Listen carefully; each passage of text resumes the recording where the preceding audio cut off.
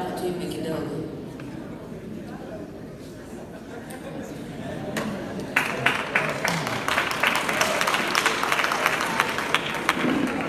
Haleluya. Tutaenda imba nipe Yesu uvumilivu.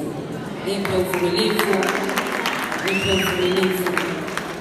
Najua hakuna jambo lolote utahesabu ushindi pasipo kuvumilia.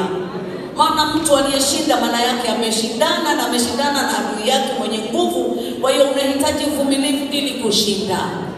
Biblia inasema atakayevumilia hata mwisho ndiye atakayeokoka. Kwa hiyo uvumilivu ni thamani kubwa na ni silaha muhimu sana katika maisha yako ya wokovu. Haleluya. Amina. Haleluya.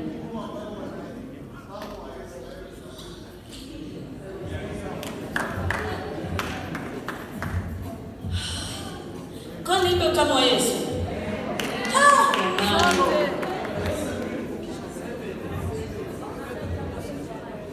Tuandalie utamu wa Yesu. Unawe? Haya.